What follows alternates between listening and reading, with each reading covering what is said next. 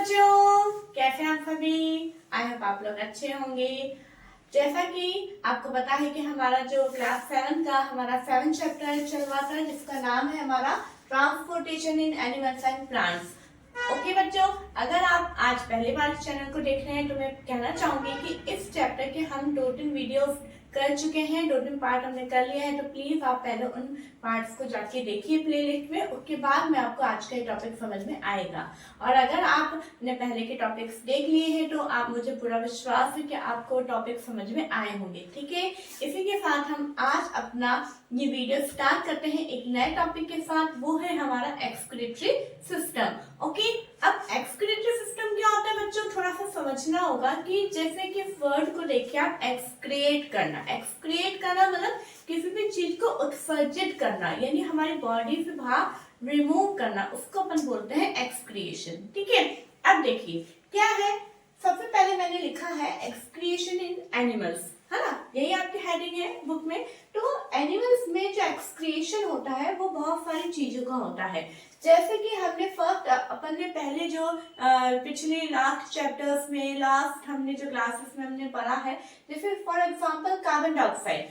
पहले तो आपको ये समझना पड़ेगा कि हम किसी भी चीज को अपनी बॉडी से रिमूव किन चीजों का करेंगे।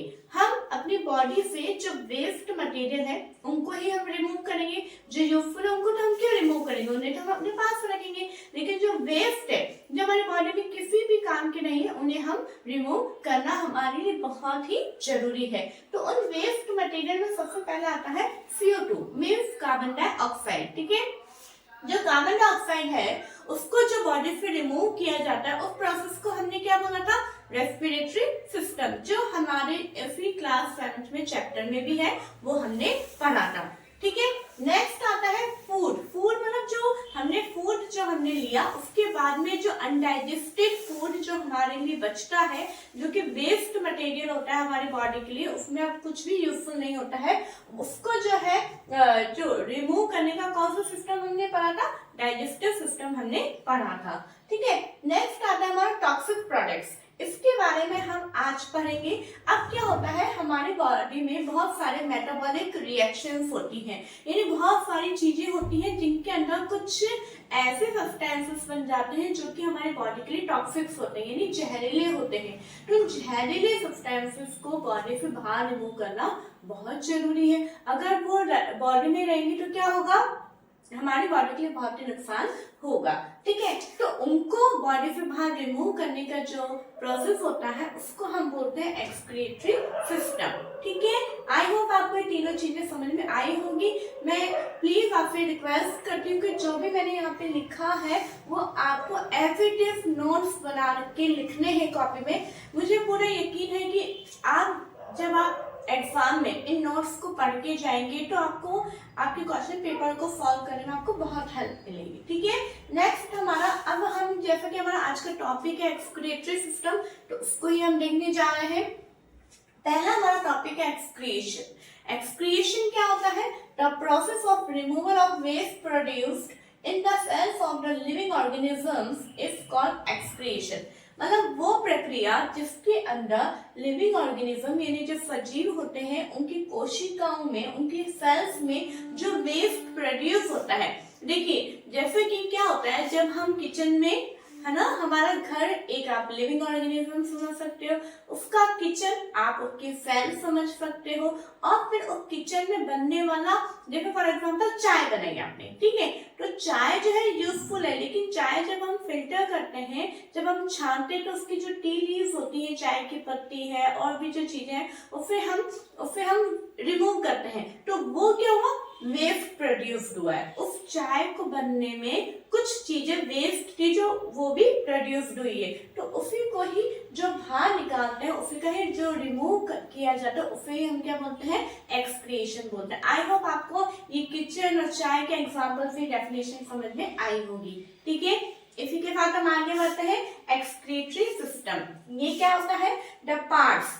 कौन से पार्ट्स, यहाँ पे मैंने ब्रैकेट में पार्ट्स लिखा है, अब केवल मैंने इतना नहीं लिख दिया, the parts involved in excretion form the excretory system, मतलब ये सारे पार्ट्स मिलके जो कि एक्सक्रिएशन में मदद करते हैं, ये सारे पार्ट्स एक्सक्रिएशन में जो मदद करते हैं वो सब मिलके क्या बनाते हैं, एक्सक्रीटरी सिस्टम बनाते हैं। और इसको हिंदी में हम क्या बोलते हैं, एक्सक्रीटरी सिस्टम को मैं यहाँ पे लिख देती हूँ, इसको हिंदी में बोलते हैं उत्सर्जन तंत्र बोलते हैं। क्या बोलते हैं, उत्सर्जन तंत्र।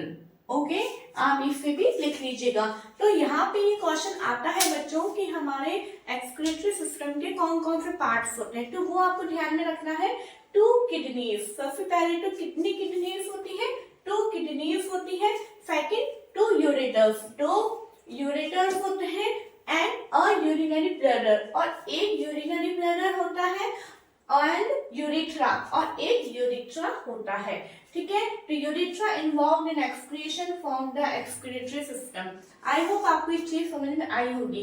यहाँ पे सबसे पहले क्या क्वेश्चन पूछा जा सकता है, define excretion, define excretory system, how many parts of excretory system, ये 3-4 क्वेश्चन जो है यहाँ पे कंप्लीट होते हैं। ठीक है, how many kidneys are present in human being, human being में कितनी किडनीज होती हैं, 2 होती हैं। How many ureters in present in human being, human being में कितने यूरेटर्स प्रेजेंट होते हैं, तो 2 होते हैं। यूरिनरी ब्लैडर कितना होता है, 1 होता है। यूरिथ्रा कितने होते हैं, 1 होता है। तो ये सारी चीजें जो है आपको याद करनी जरूरी है। ठीक है, आगे का हम टॉपिक देखते हैं।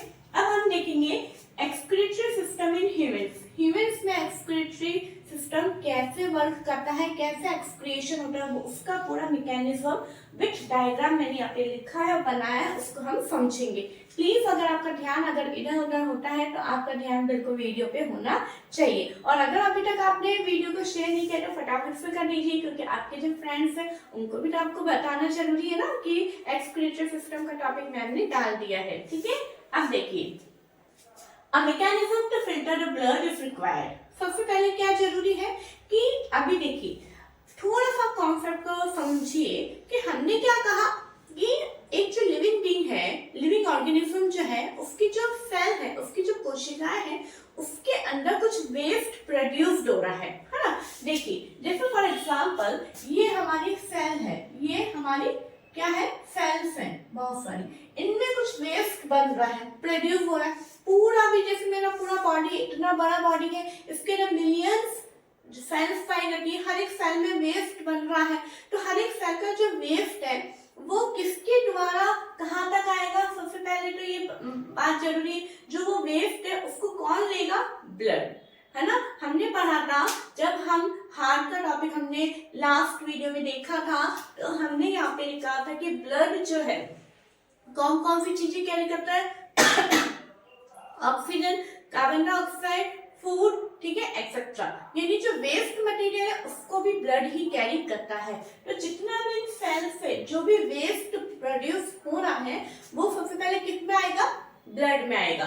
इसीलिए यहाँ पे लिखा है a mechanism to filter the blood is required. It means जो ब्लड है उसका फिल्टर होना बहुत ही आवश्यक है।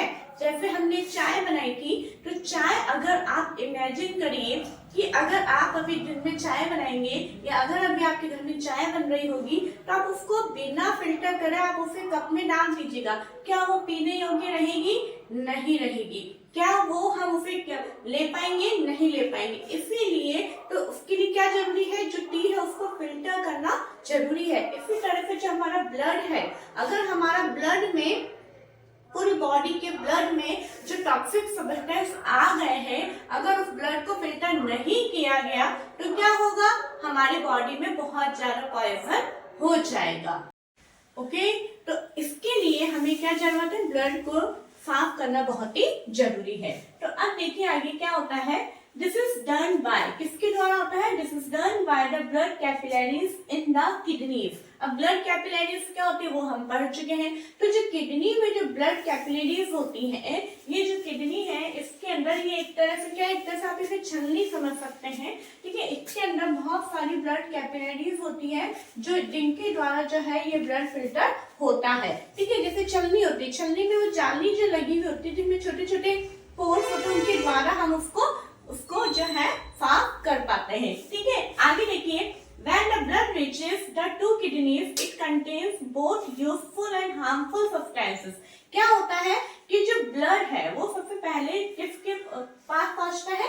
किडनी के पास पहुंचता है। और जब किडनी में जब ब्लड है तो उसके अंदर, उस ब्लड के अंदर कुछ तो यूजफुल सब्सटेंसेस होते हैं और कुछ हार्मफुल सब्सटेंसेस होते हैं। जैसे कि चाय जब आप पूरा बना लेते हैं तो उसके अंदर चाय में कुछ यूजफुल भी है तो कुछ हार्मफुल भी है, इसलिए हम फिल्टर कर रहे हैं ताकि यूजफुल अलग हो जाए और हार्मफुल अलग हो जाए। ठीक है, फिर क्या लिखा है? The useful substances are absorbed back into the blood. जो किडनी है जब ये फिल्टर करती है तो इस फिल्टर के दौरान जो यूजफुल सब्सटेंस अलग हो जाते हैं वो तो वापस ब्लड के द्वारा एब्सॉर्ब कर लिए जाते हैं, वो वापस बॉडी को भेज दिए जाते हैं।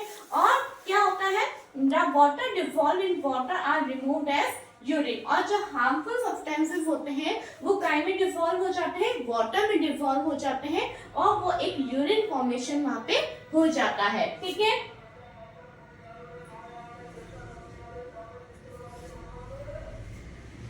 ये बात सुबह में यही दिक्कत रहती है, दिन में अभी कोई डिस्टर्बेंस नहीं होता है।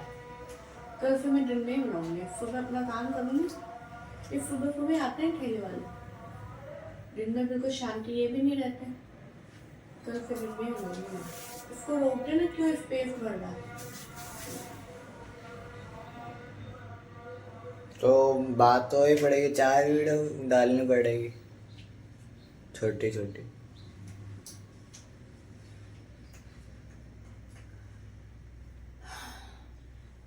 फिर अभी वाली वीडियो का मैटर बाद में लिखूंगी, पहले खाना खा लेंगे अपन। खाना खाने के बाद मैटर लिखूंगी फिर बनाऊंगी। तो 12 ही नहीं बजे। 12 बज चुके हैं। उसमें को 12 में 5 कम हो गई है। 1 घंटा कब हो गया है? चल बोलो। Okay, from the kidneys the urine goes into the urinary bladder through tube like ureters. अब क्या होता है, जो यहाँ पे इस किडनी में जो हार्मफुल सब्सटेंसेस जो कि वाटर में डिसॉल्व हुए थे और क्या बन गया था? यूरिन बन गया था। ठीक है, तो वो जो फ्लूइड बना, जो यूरिन बना, वो इन यूरेटर्स यानी एक ट्यूब लाइक स्ट्रक्चर होती है। आप देख पा रहे हैं यूरेटर जो एक ट्यूब लाइक स्ट्रक्चर है, इनके द्वारा दोनों किडनी में दोनों ट्यूब्स लगी होती हैं। इन दोनों ट्यूब्स के द्वारा जो यूरिन है वो कहाँ पे आके स्टोर हो जाता है? यूरिनरी ब्लैडर में स्टोर हो जाता है। फिर उसके बाद में क्या लिखा है? It is stored in the bladder and is passed out through the urinary opening at end of a muscular tube like tube called urethra। उसके बाद में जब ये यूरिनरी ब्लैडर जब पूरा फुल हो जाता है तब इसके बाद में यहाँ से यूरिन इस यूरेथ्रा के द्वारा, यूरिनरी ओपनिंग के द्वारा बॉडी से बाहर रिमूव किया जाता है। ठीक है बच्चों, और अगर आपको किसी को ये नहीं पता है कि यूरिन को हिंदी में क्या बोलते हैं तो थोड़ा सा मैं बताना चाहूंगी। यूरिन को हिंदी में मूत्र बोलते हैं। ठीक है, अब यहाँ पे आई होप आपको पूरा जो है समझ में आ गया होगा। तो सबसे पहले ब्लड कहाँ पहुंचता है? किडनी में। किडनी के बाद में यूरेटर में, यूरेटर के बाद में यूरिनरी ब्लैडर, यूरिनरी ब्लैडर के बाद यूरिथ्रा, यूरिथ्रा के बाद में यूरिनरी ओपनिंग के द्वारा बॉडी से बाहर रिमूव होता है। ठीक है, आई होप आपको ये पूरा एक्सक्रीटरी सिस्टम समझ में आ गया होगा। अब नेक्स्ट हमारा क्या होता है? इन 24 hours dash 1 to 1.8 litre urine. क्यों लिखा है मैंने ये? क्योंकि जो एक एडल्ट पर्सन है, जो एक ह्यूमन बीइंग है, उसको एक दिन में यानी 24 घंटे के अंदर कम से कम 1 से 1.8 लीटर यूरिन पास होना जरूरी है। ओके, अब इस यूरिन के अंदर क्या क्या चीजें होती हैं? 95% तो वाटर होता है, H2O मतलब वाटर, और 2.5% यूरिया होता है और 2.5% अदर वेस्टेज होते हैं। ये हमारे ह्यूमन के यूरिन का जो है कंपोजिशन है। क्यों मैंने तो बोला ह्यूमन का? क्योंकि अलग अलग एनिमल्स का अलग अलग यूरिन कंपोजिशन होता है। जैसे कि हमारे जो फिशेस होते हैं वो यूरिया नहीं देते हैं, वो अमोनिया देते हैं। वो डायरेक्ट जो है वाटर के अंदर अमोनिया को रिमूव करते हैं। जैसे हमारे बर्ड्स है ना, लिजार्ड है, वो क्या करते हैं? वो यूरिक एसिड जो होता है थोड़ा सा वाइट सेमी सॉलिड सब्सटेंसेस को बाहर रिमूव करते हैं जिसके अंदर यूरिक एसिड ज्यादा होता है। लेकिन ह्यूमन बीइंग जो है वो वाटर के साथ में यूरिया को बाहर रिमूव करते हैं। ठीक है बच्चों, तो यहाँ पे आपको ये चीज पता होना जरूरी है। और इसके आगे हमारा लास्ट एक टॉपिक आता है हमारा एक्सक्रिएशन के अंदर, वो है हमारा स्वेट, यानी जिसको हम हिंदी में पसीना बोलते हैं। सबके बॉडी से बाहर निकलता है। तो it contains water and salt. इसके अंदर क्या होता है, पानी के साथ में क्या मिला हुआ होता है, सॉल्ट यानी नमक मिला हुआ होता है। तो बॉडी में जो भी एक्सेस वाटर होता है वो यूरिन के द्वारा और स्वेट के द्वारा यानी पसीने के द्वारा बॉडी से बाहर रिमूव किया जाता है। ठीक है बच्चों। और साथ के साथ में जैसे कि हम देखते हैं कि गर्मियों के दिनों में कई बार हमारे कपड़ों के ऊपर कुछ व्हाइट पैचेस हमें नजर आते हैं, तो वो किसके कारण होते हैं, इसी सॉल्ट के कारण, स्वेट के कारण, पसीने के कारण होते हैं। और आपको ये भी पता होगा कि जो ये हमारा एक्सक्रीटरी सिस्टम है, ये इसका डायग्राम आपको कॉपी में बनाना है और कॉपी ये 100% एग्जाम में आता है। इसका मैकेनिज्म भी आता है, इसकी डेफिनेशन भी आती है। साथ में ये पॉइंट्स को मैंने थ्योरी में ना लिख के इस तरह से लिख दिए ताकि आपको फटाफट से लिखने में और याद करने में भी आसानी होगी। ओके बच्चों, तो आई होप आपको वीडियो अच्छी लगी होगी। वीडियो अच्छी लगी है तो लाइक करना ना भूलें, शेयर करना ना भूलें और सब्सक्राइब करना भी ना भूलें। Okay, thank you.